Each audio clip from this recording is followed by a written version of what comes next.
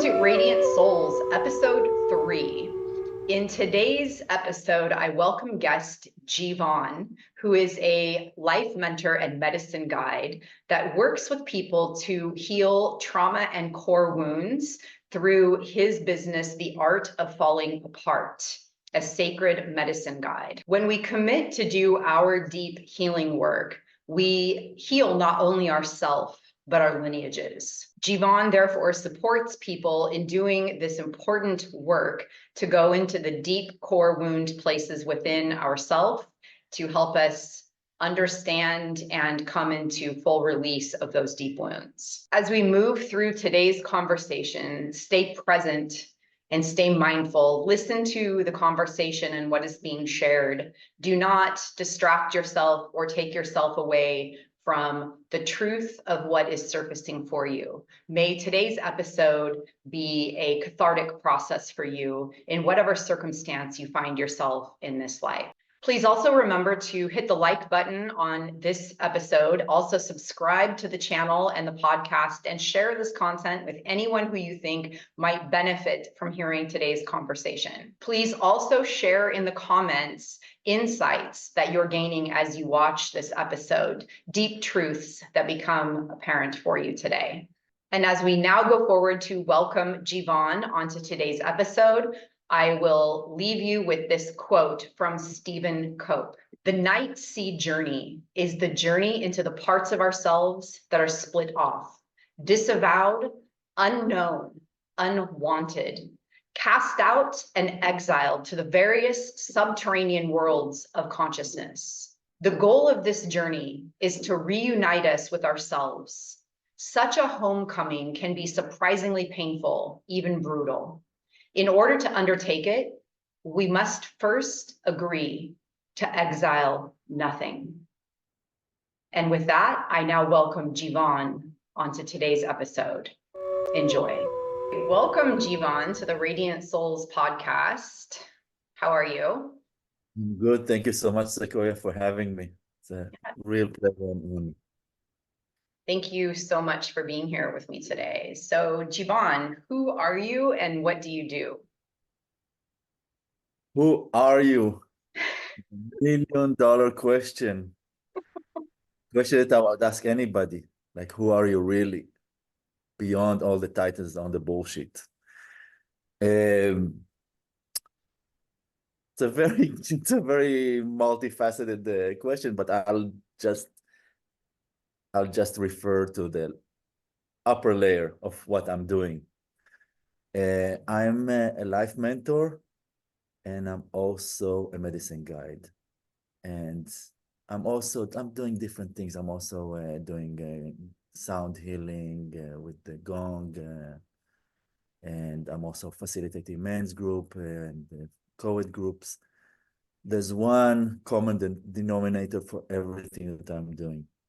I'm helping people to find a way to get to the present moment and be themselves, like get to their true essence, see how it is below all the childhood imprints and conditioning and what the society tells you how to behave and who you think you are, your name, your body, all this stuff. There's something below all of that. And that's all my work.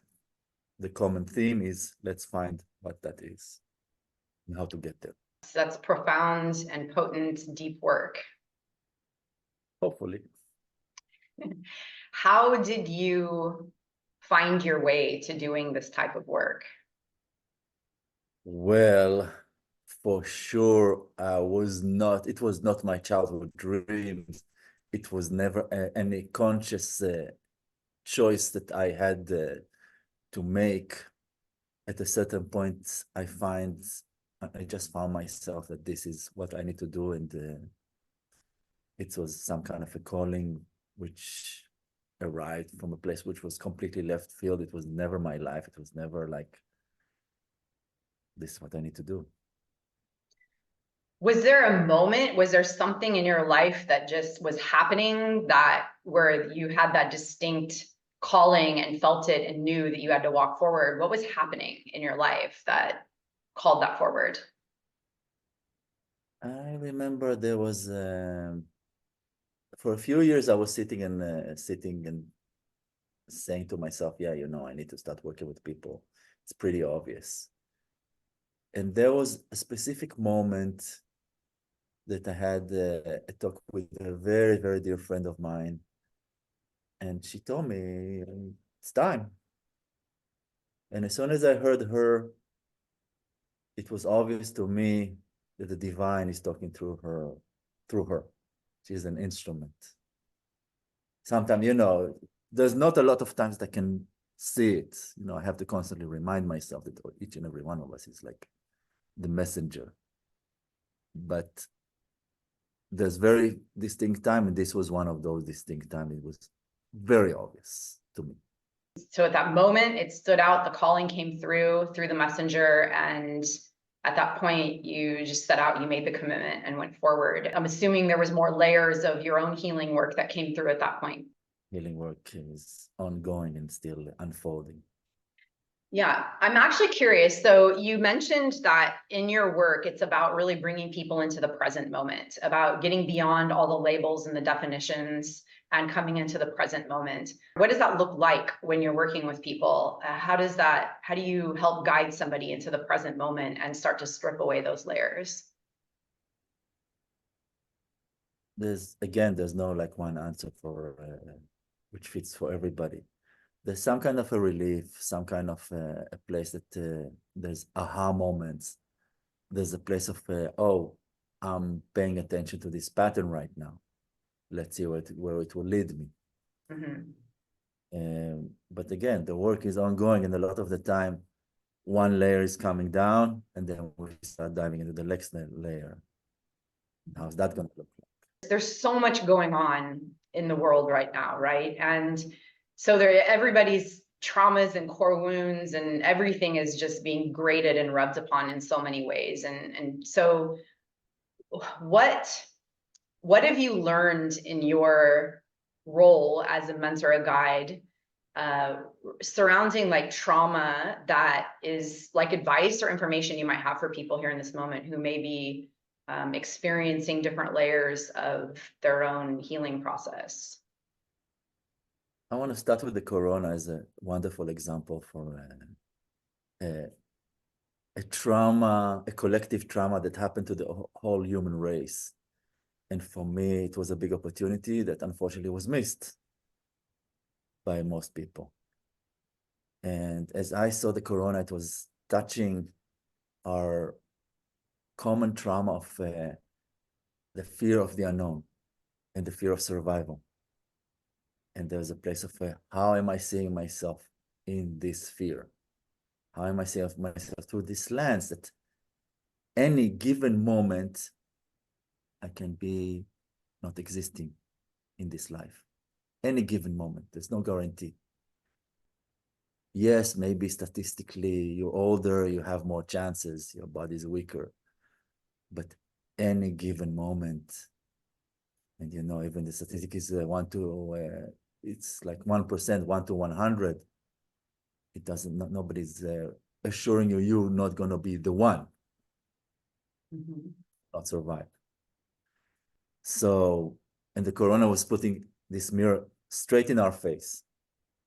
And instead of looking at this fear and say, oh, this is pressing me here, let me see how it touches me. A few people did that, but most of the world didn't. Instead of that, we start to get into story, start getting into distraction, this person, that conspiracy theory, the pharmaceutical, all this and that. I'm not saying none of the, I'm not gonna even go if it's true or not true. Maybe it's all true. And even if it's all true, it doesn't really matter. There's a place which the most important thing to ask yourself is, how am I touched? How does this touch my own pain, my own experience? I'll touch the elephant in the room. I'm an Israeli, and there's a big conflict right now going in Gaza Strip for us.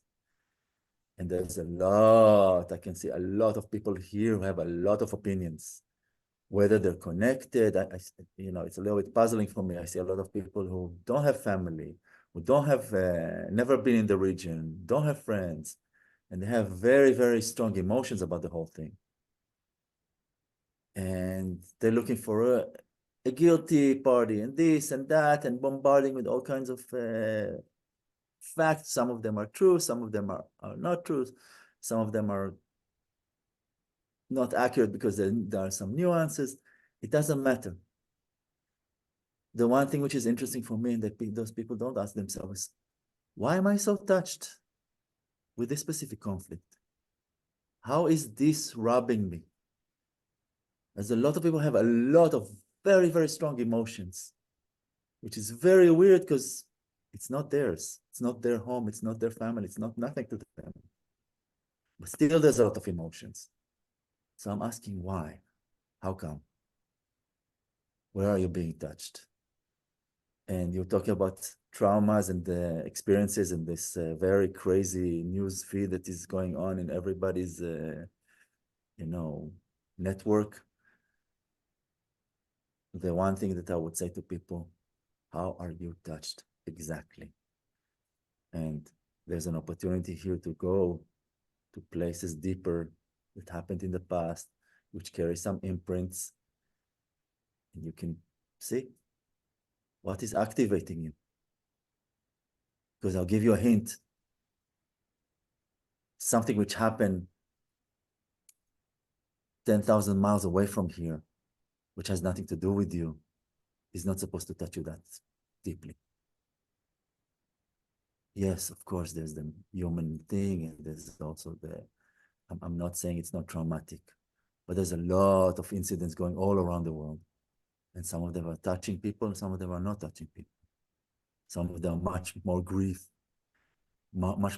than the Israeli and the Palestinian conflict. Still. So that's my take. If anybody wants to look deeper and use actually this opportunity, there's always an opportunity.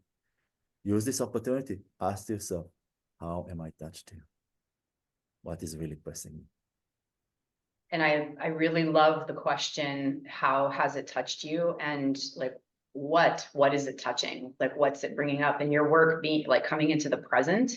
And so I guess I put that out for anybody that is watching this right now, that is hearing that question, to honestly sit present within themselves and ask, whether it's that conflict or whether it's some other conflict in life, there's a reason why it's touching us in a certain way, and to get present in the moment and to tune in to see what is there, what lives there, to recognize that which is presenting itself as a mirror and a doorway to go deeper in, to learn about ourselves and our trauma and what is there.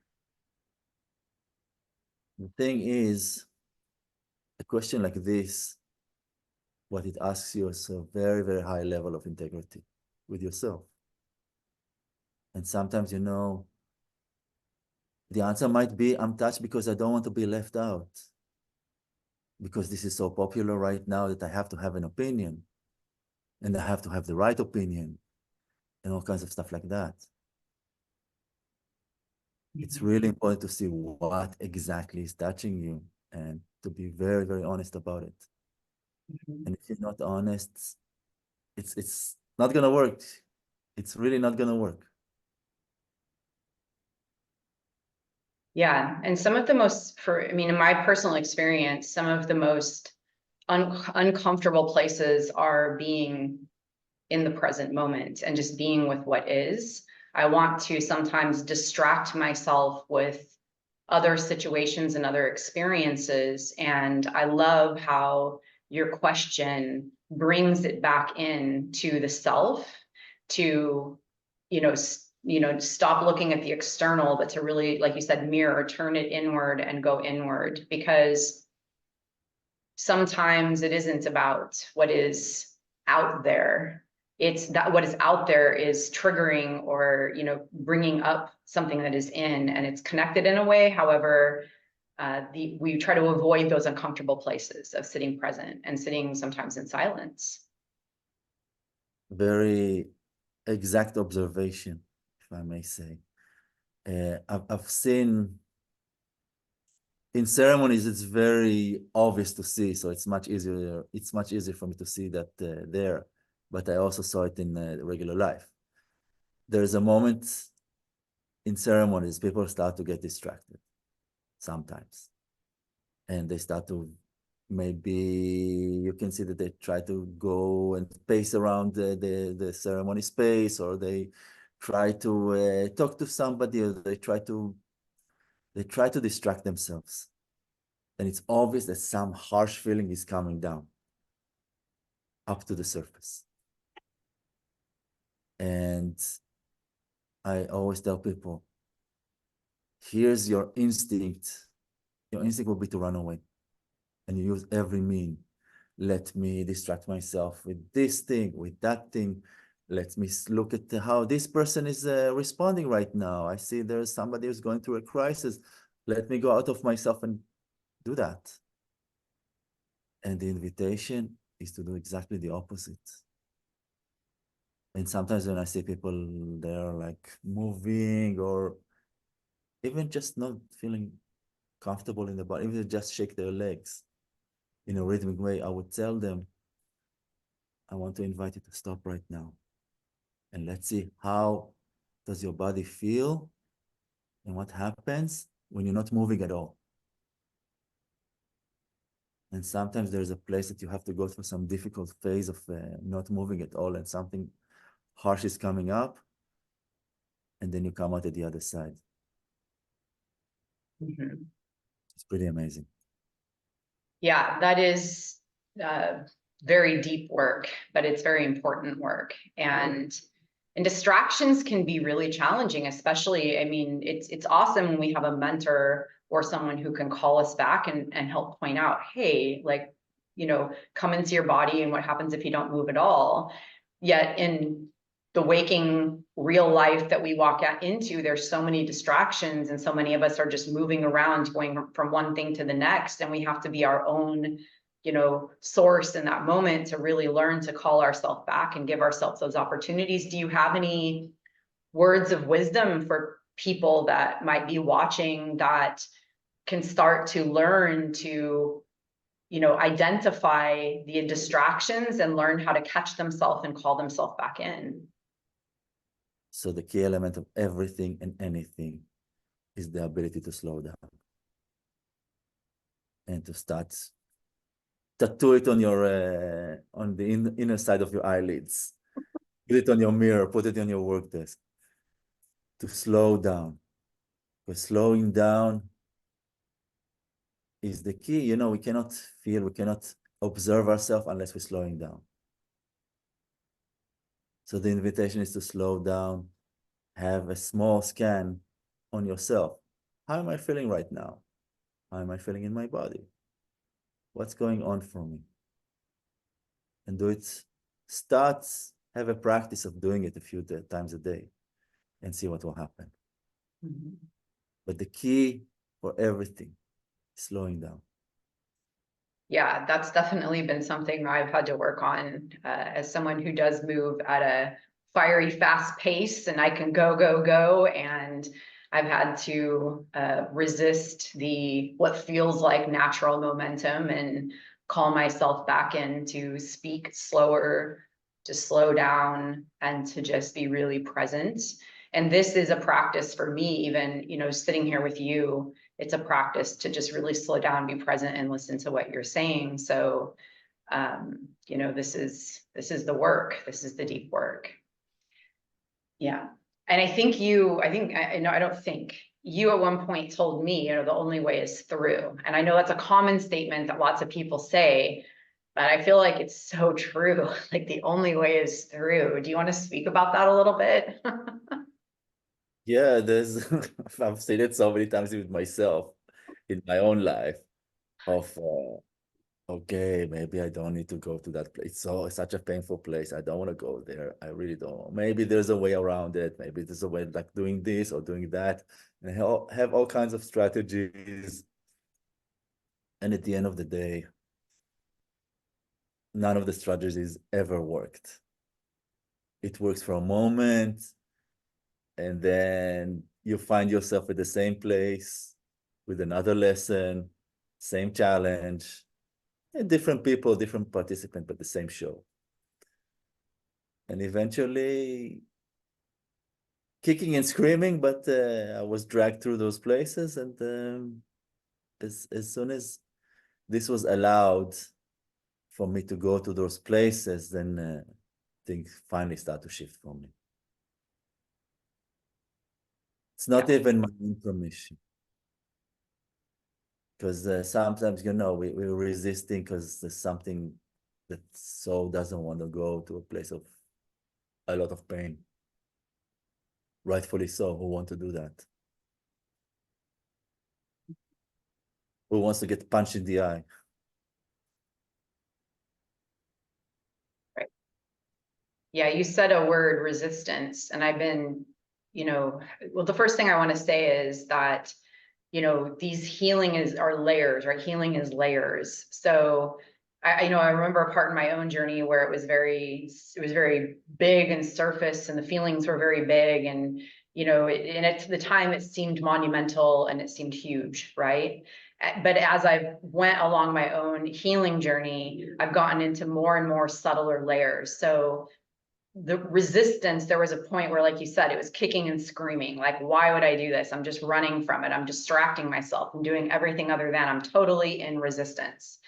And now I've been tracking into a very subtle level of resistance. I am doing the work and going forward, but there's living within this very subtle resistance it's small, and it's in there deep, and it's not as big and monumental, but I can feel it. I'm going along anyways, and I'm dragging it along with me, but I'm still sort of like, in essence, in certain tasks that, animated child kicking and screaming, like, I don't wanna, right? But I'm doing it anyways. And I wonder sometimes, how does that even serve us, right? Rather than just, but we can't bypass the resistance, right? It's there. There's a point where I've got to go in and start to learn about that subtle resistance and where it's living and what it's tied to exactly. So I think resistance, that word is huge. And I'm just wondering what more you could say about resistance. I have a lot to say about resistance. First of all, I think there's a common problem about the resistance is your enemy. And you have to root it out and take it out and all this stuff. So let's make things very clear. The resistance was never your enemy. It was your biggest friend when it was created. Because it was created in order to defend us from very, very hard feelings that we could not take as children. And if that resistance would not be there, we would die. Simply that. We would not survive. A child, a baby, when there's some research about that, when baby is have anxiety, it's 1,000 times more extreme than what we experience as adults. Something so scary. Because the baby, like when a baby is left alone and it screams for something and they're left alone, they don't know. They don't know if they're gonna get it or not get it. And they're trying to survive. They're really screaming death at that moment. And that's when a trauma is created. And the feeling is like, the resistance is like, let's not get to that place, which is so, so, so overwhelming for me. This is the whole way of how trauma is being created. It's like there's a mechanism, there's an overwhelm, there's a mechanism that puts it in our body, and immediately we have a coping mechanism of resistance, which enable us to survive with this trauma. Meaning, if I'm supposed to be, my trauma says, and the trauma also creates a belief system around it. My trauma says, I need to be a good boy in order to survive, in order to get love. Every time I divert from being a good boy, according to society, parents, teachers, if I'm diverting from that place, the resistance is the mechanism which tries to push me back to being a good boy so I can survive. And this strategy is wonderful when you're a child, because this is what makes you survive when you're a child.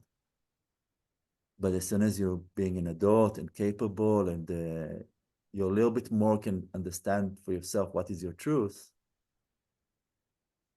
the resistance is sort of like a software which was not updated and needs to be updated.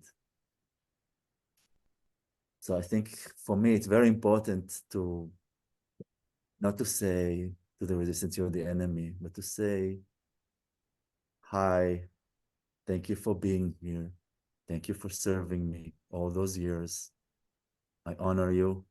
And right now, whatever the service that you did up until now, it's not relevant anymore. Coming from that perspective, if that makes sense. Yeah, that makes 100% sense. And yeah, it's like you've got to acknowledge, people have to acknowledge the resistance and for having served its purpose. And that's the first step, honestly, is to, well, the first step is likely to recognize that it's there. And then the second step is then to stop resisting the resistance and to, recognize it for what it is and how it's served. And, then to give it like thanks and to let it know that it's, not serving in this moment. And is there a step in between though, between like, is there another layer in there that an even more cellular level in between acknowledging it and, recognizing it before it actually dissolves and is no longer there? Is there something else that lives in that space? Definitely. There is a very important step of let's create safety. And what does it mean to create safety? And we have to be curious about it and see what will come up. Because without safety, what's the point? Right. Thank you for saying that. The safety is important because if it's there for a survival mechanism, if it's there serving the purpose of survival, in order to be able to release it, one would need to feel safe in their life and their body and their nervous system in order to, fully release that. And does it naturally just release then once somebody finds the safety and they've made this acknowledgement? Do they find themselves just naturally going like, wow, the resistance is no longer there? It's not so natural. It takes a moment, 2 or 3 or 4. It takes a few times that it. For me, the whole process about self-awareness is the first at the beginning.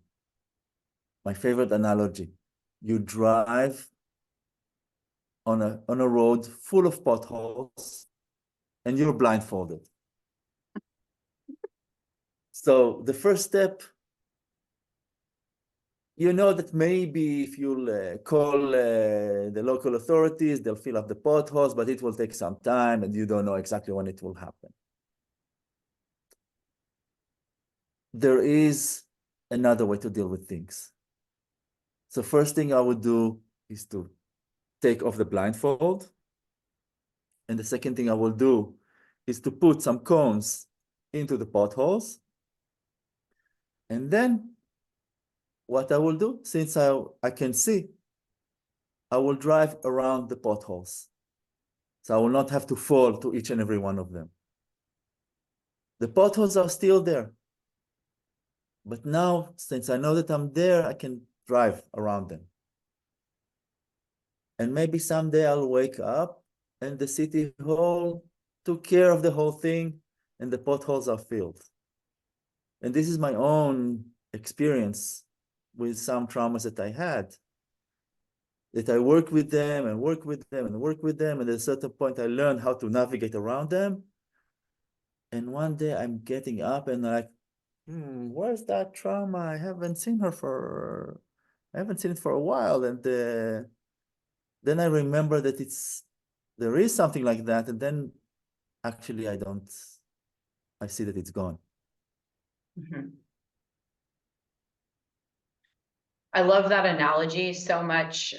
So much came. I was thinking about so much when you were saying that, just going with the visuals of it. Of one is we have to remove our own blindfold, right? Other people can remove it, but we're going to put it right back on. And so, as a guide, you could take somebody's blindfold off and then they're just going to grab it and put it right back on. But there has to be a point where we take the blindfold off, right? We make the conscious decision to fill in the potholes, right? We have to keep coming back to those moments.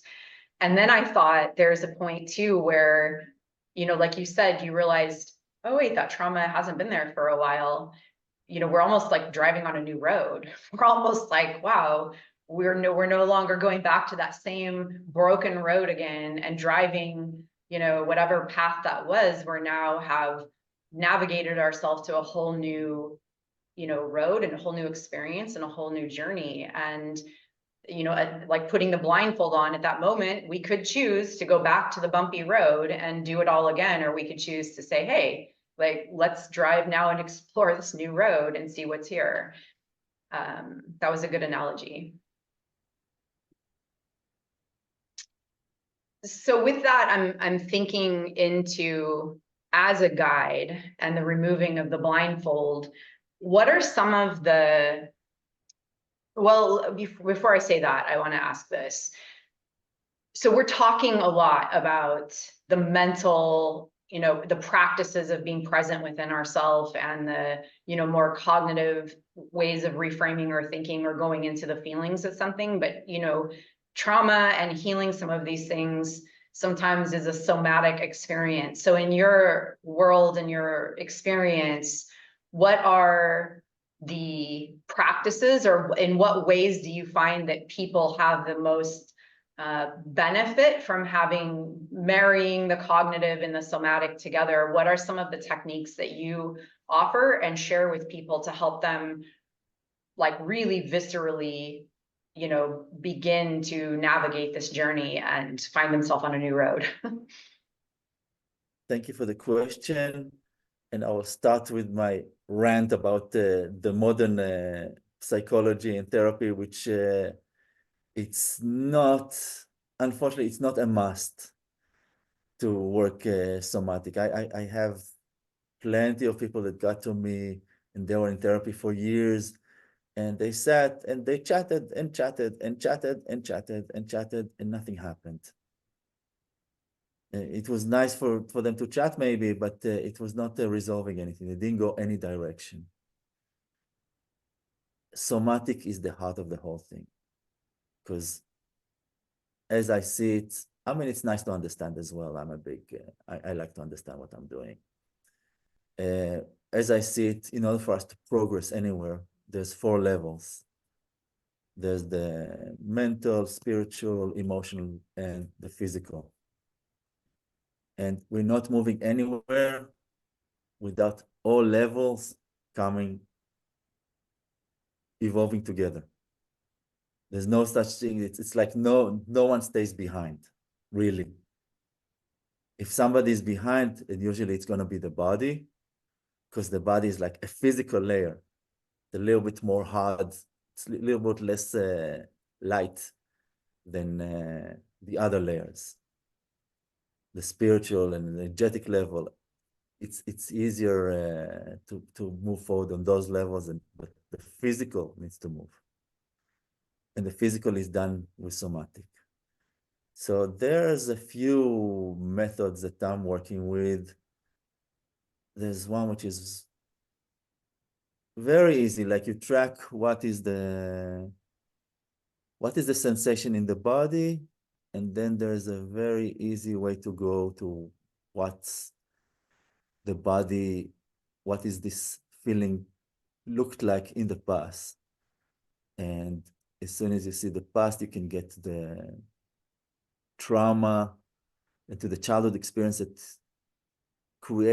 maybe it's not the one that created it, but one which is similar to the one that created. Sometimes it's the one that actually created it.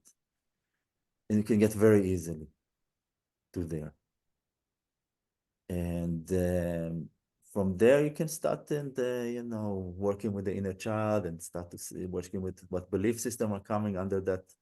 There's a whole connection that, you work on all levels together. But it's very important to go to the physical body. I'm just in the middle of finishing an EMDR course, which is fascinating. It's connecting between, basically the method is connecting between the right side of the brain and the left side of the brain. And what it does, that integration is bringing the adult side to the childlike side and giving it a context. It gives some memories. When trauma is created and it's stored in the amygdala, and there is no timestamp on those memories. So every time something which is triggering coming up, the original trauma is coming, and you think you're there because there's no timestamp there. And when you do this kind of integration with EMDR, you get a timestamp, finally. And you can say, oh, this is not happening right now. This is just a very painful memory. And in the end, the healing of a trauma is transforming it into that place of a painful memory. Because, a painful memory, oh, we remember this and it was painful, maybe we cry a little bit and then we come back and we were good. It doesn't run our life. Trauma runs our life. We always look through that lens. And it can be such an abstract lens as well. And it can be so elusive. It can be running things even when we've done some work on it, it can be running things without even really noticing how it's really totally running it. Even if we understand there was trauma, there's these deeper layers in there that is the lens through which everything is experienced and felt, and everything comes through that lens. So yeah, I agree with that statement a lot. Yeah, there's also other, with regards to what you said before, about I was working with big traumas. Now there's small traumas, not small, there's subtle things. Here's my observation about the things. The easiest things come first. We think, our belief about stuff that the more that we do it, the easier it's gonna get. Which is true from one level, because the more we do it, the more it's easy for us to talk about stuff, and the more we get into this place that we start to learn how to screen ourselves and conduct ourselves when we are working on ourselves. But that's from one hand. From the other hand, the more painful things are buried deeper. Mm-hmm. So basically the process is we take out the first layer, which is the easiest, which is on the surface almost. And then we create some kind of a safety. As soon as we create a safety, we can take out things which are buried a little bit deeper, and then we create more safety. So the more we go into it, the more harder it gets, the more we get to the inner layers, which are more painful and buried deeper. Mm-hmm.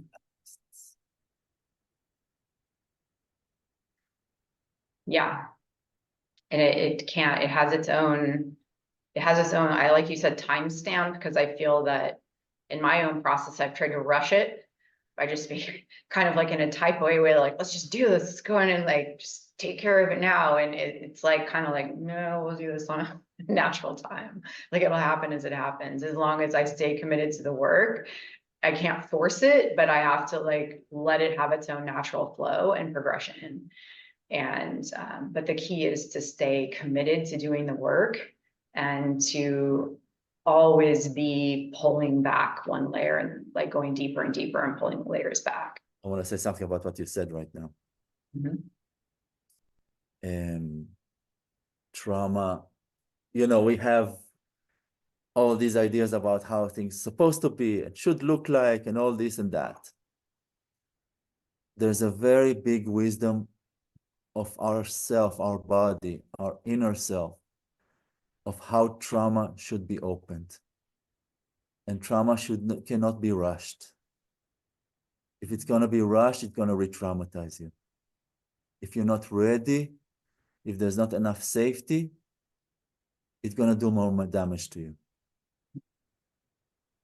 I've seen people coming to my ceremony and says, oh yeah, I need to resolve this and this and this.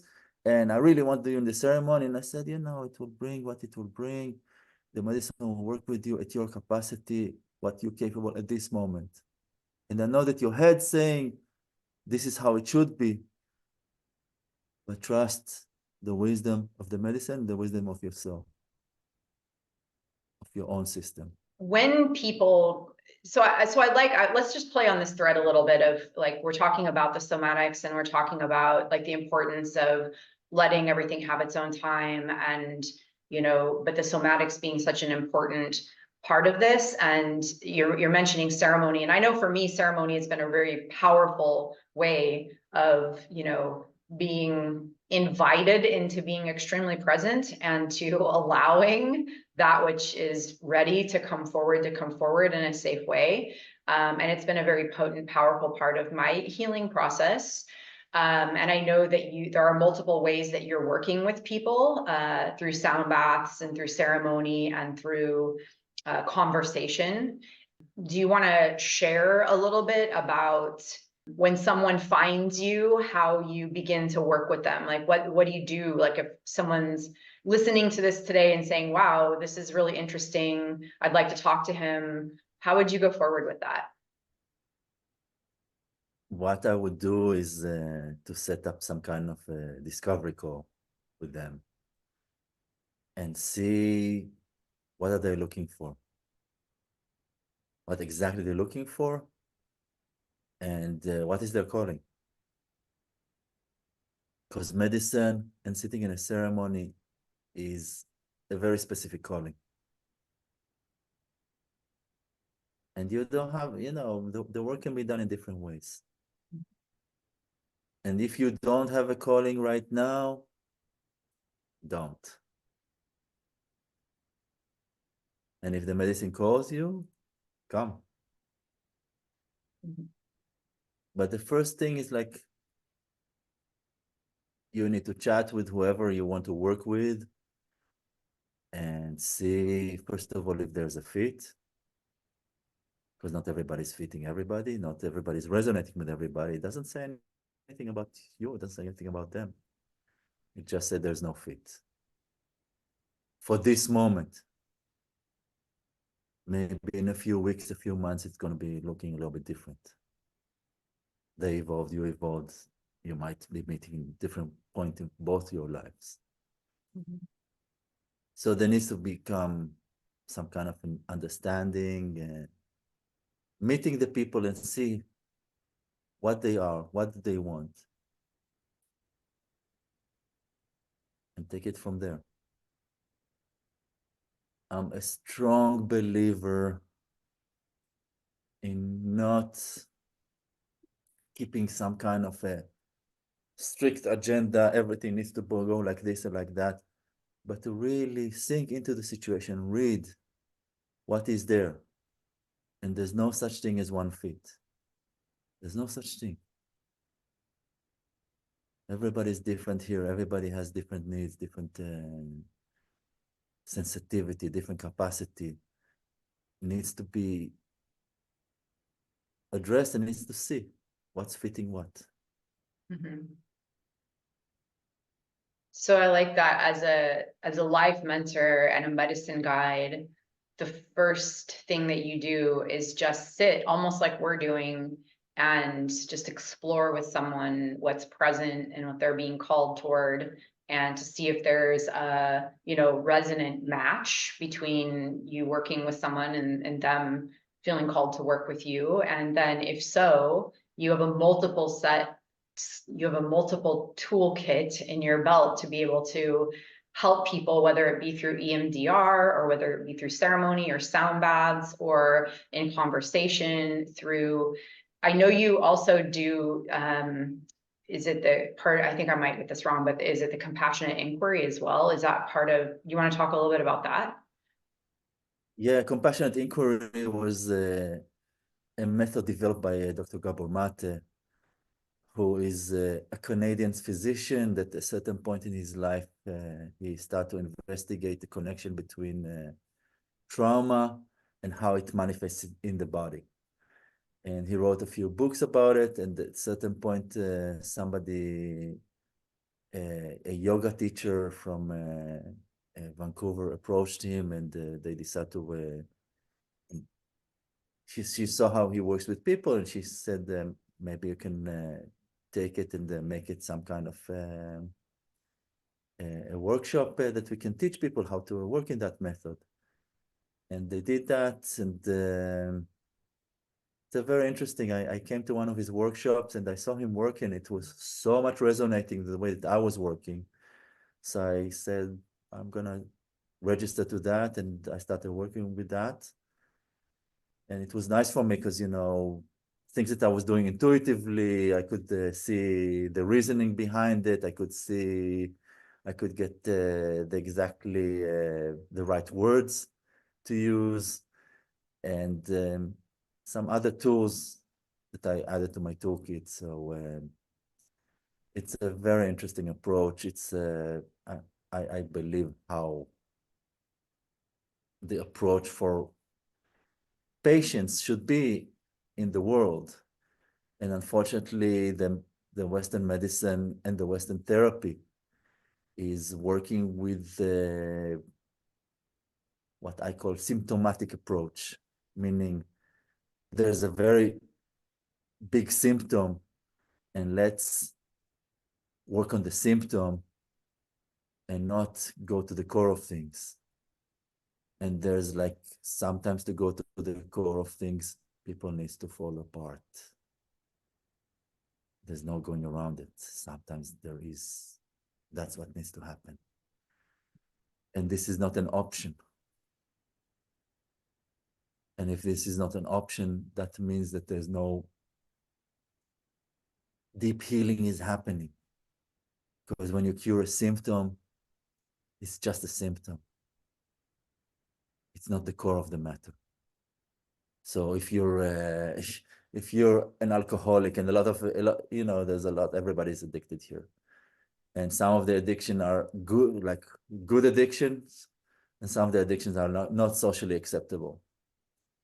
So if you have a good addiction to, let's say, to sugar, but you know, you still keep yourself more or less normal, it's okay, it's tolerable. If you have addiction to alcohol, but not too much, but socially acceptable, you know, you drink 1 glass of wine per night, and just for relaxation. It's different than you have an alcoholic which breaks the house, or an heroin addict that steals from his mother. These are stuff which is like have, of course, a bad rap because it ruins a lot of people's lives. But at the end of the day, addiction is some kind of a crutch. So the crutch is never the problem. The question is, what is the crutch for? And that's the question that needs to be asked. And many times it's not asked. So his approach is exactly about that. And how to create safety. How to come to a place without an agenda. Without, I know it all. Be super curious.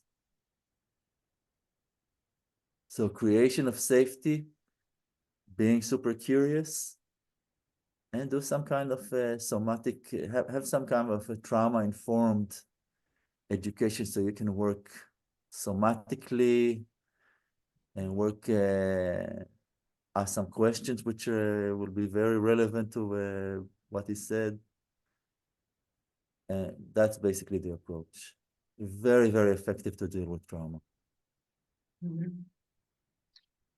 Do you have a practice, or is there something you could share here that might be helpful for people to help them create a sense of safety?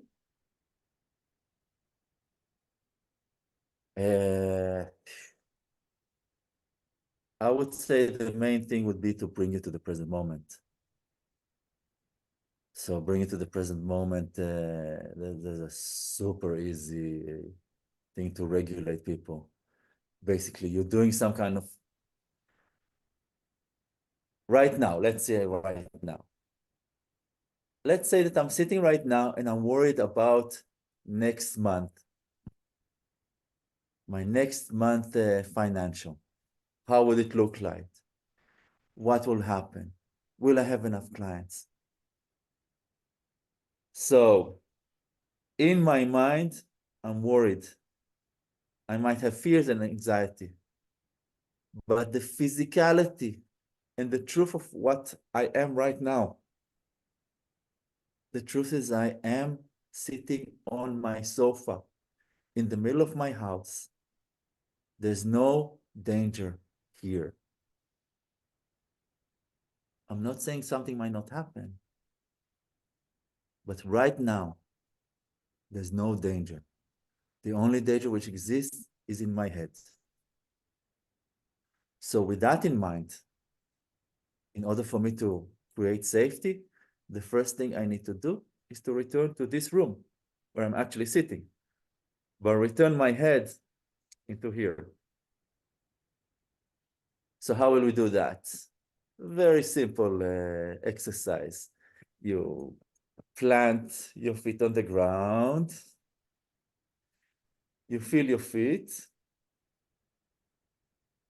You feel the ground underneath your feet. And then you look to the right, and I'll describe what I'm seeing there. I'm actually looking to the left. So I see my windowsill. The window is divided into 12 small rectangulars. I see the windowsill is white. I can see I have some curtains there, which are green. That's good for now. I look at the other side. I see my table, which is black. I see 5 chairs. I see a massage table. I see flowers on the table. And then I look behind me just to see that I'm in the room. And this whole inventory, make sure that I'm here, feeling the ground, just the whole exercise, which you heard, super simple, just to bring me back to the room where I'm safe. Objectively, right now, I'm safe. Mhm. Thank you for sharing that. I sense that that will be helpful for a lot of people. It's a very simple practice that they can do. And of course, for anyone who is not in a safe environment, then that is a different, that's a different situation that needs to be addressed differently. But in a safe environment, you better not feel safe. Yeah, If you're in the middle of the war right now, you better be on guard to feel that, exactly. And sometimes that just making that distinction is important, because when there's trauma, people can be sometimes we can be confused about what's actually safe and not safe. And when it's appropriate to feel unsafe, and when, we're trying to make ourselves feel safe when we ought to actually be feeling unsafe.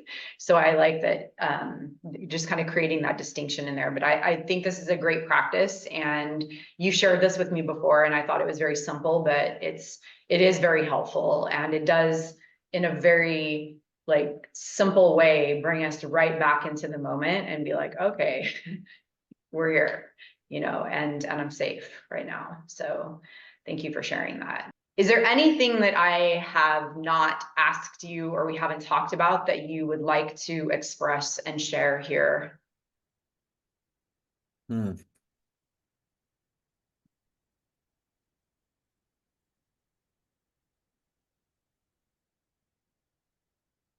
Yeah, I would like to share a little bit about the renaissance of psychedelics, because I can see it a lot.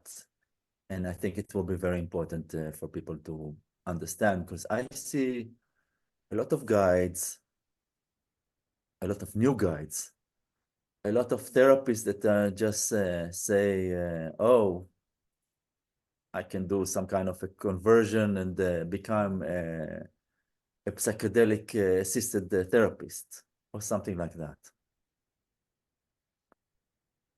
And this is a point where the pharma is trying to, you know, make money Mm. and make it in on their own way. And I want to talk about that one.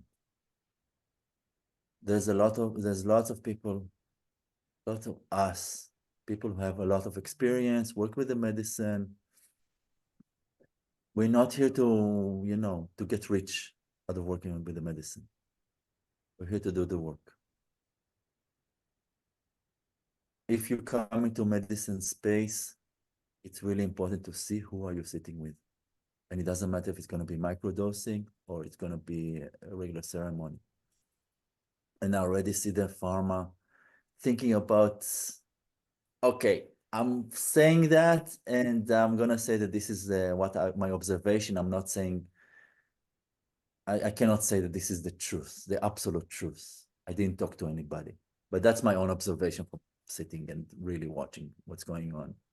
But it seems like the pharma has a plan to replace what is today the antidepressant, which is a very, very big problem to work with them. Again, they're misused because they're working with them long run. I think there is a place for antidepressant, but on a very short term. There is a plan to replace the antidepressant with microdosing of psychedelics. And it's the same approach of the Western medicine. Take a pill and forget about your trouble. You don't have to do hard work. You don't have to go into lots of pain. Just take a pill and you can resolve your issues.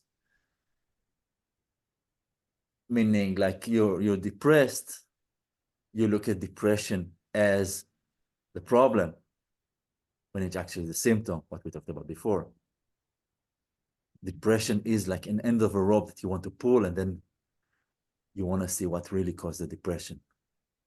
And if the depression is dealt with, I have a drug which is overriding the depression, you will never get to where you want to go. And antidepressants are like making you they cut the spectrum basically of your feelings. And cutting the spectrum of your feelings, which is the source of living for us. This is how we experience life. This is cutting our life, the spectrum of our life on some level. So I think it's a wonderful tool, psychedelics, but I think it should be used properly. And using it as just a pill. And yes, I know there's a lot of researchers about people who got really a lot out of not being depressed by microdosing, but you miss half of the show and half of the benefits. It's really important when you come to medicine space to check in who you're sitting with. And it doesn't matter that your friend recommended them or somebody that you trust. It's really important you have your own impression.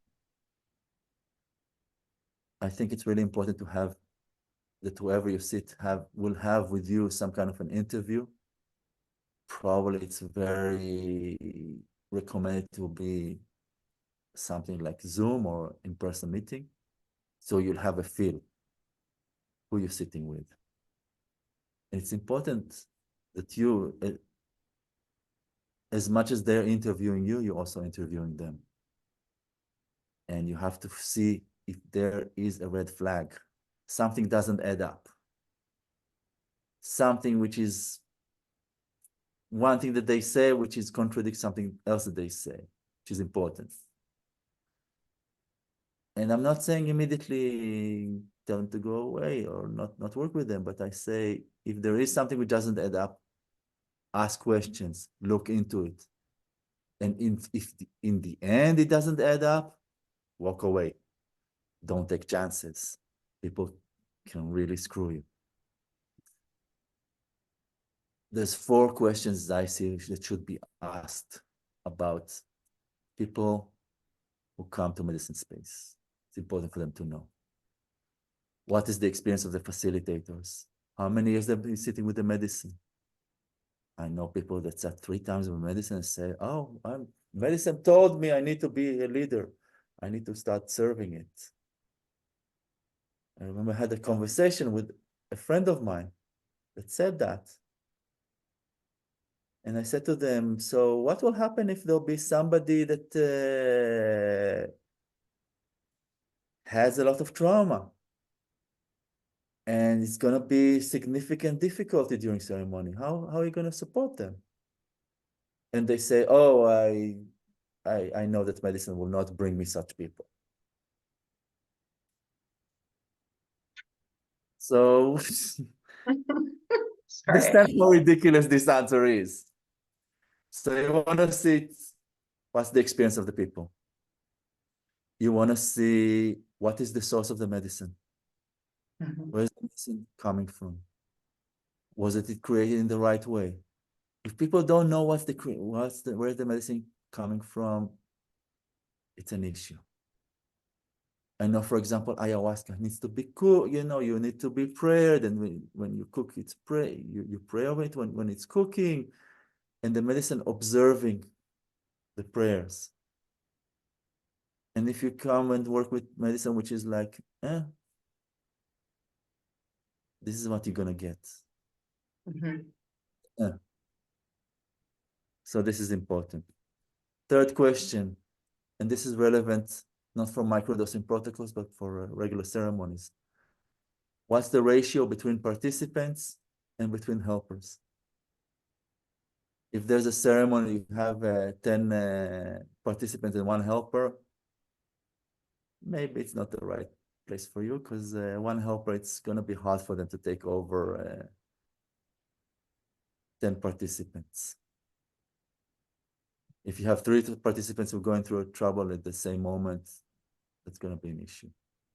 Usually, the ratio, as I say, a good ratio is 1 to 5. For every 5 participants, 1 helper. The 4th question, and again, some people say it's not necessary, but I think it's important to at least to have an option, is there any integration of the process after the ceremony? And integration is a process that you process the essence of your experience, see if there's some questions, some unresolved issues that needs to be addressed. And the most important question of them all, what do you take into your daily life out of this experience? Because ceremony at the end, it's not, if you don't process it and if you don't continue it, it's like a safari tour. You do it once in a lifetime, and then you tell your neighbors and your family all about it for the next years. That's very helpful. I think the information you just gave is super important right now. So yeah, thank you for sharing that. Of course. And another thing I want to share, speaking of safari tours, it's also very important to keep on doing the work. Medicine on its own is not enough. There needs to be an ongoing work, whether you work with somebody or have a practice of your own. But the ongoing work of looking at yourself and unfolding is also part of daily life. Yeah. Wonderful to have the ceremonies. It gives us so many shortcuts and big experiences and understandings and things that we could take years upon years of doing it without. But still, it's not enough. Yeah, without the integration and without the other component to it, it really just becomes another distraction and another crutch. So it's all of the things like you were expressing, healing being the physical, emotional, the mental, I always say energetic, the spiritual, like there's all the components. We have to be working it on all the layers from all the angles with like all the tools, right? And that's to me how true healing comes forward in our path. And yeah, anything more that you would like to express or share? Yeah, it's a very exciting time nowadays. There's a lot of opportunities. There's some resources that were not available to us as human race before. They were available for very few. But because of the globalization, there's so much more available for us. And it's an opportunity from one hand, but it's very easy to fall into traps and think that we know something and think that we are so great. And it's really important for us to keep on doing the work and keep on asking ourselves, how can we go further than that? And not get into that place of we all knowing, or we're so hot, or we saw this, or we saw that. So many distractions on the road. So it's important to watch it. I've seen great gurus that fall into the trap. They thought that they're all that, and the trap was there. Mhm. There's no stopping him. And with that, it's helpful sometimes to have a mentor and a guide on the path. And that is the role that you are in, is being a mentor and a guide. I'm going to add the link on how people can find you into the comments down here. Do you want to share a little bit about your business, The Art of Falling Apart, and Sacred Medicine? Sure. So first of all, thank you so much for giving me the opportunity to be exposed to your audience. Um, as I said before, I think if you are interested to work with me, then the first things to do is to set some kind of discovery call, so we can, see if there's a fit. You can see what I'm all about, and you can tell me what is the thing that you want to work on. And this is the place to start. I would say about myself as a mentor, my biggest happiness is to finish a process with the person, meaning they got what they needed, and it's time for them to move forward.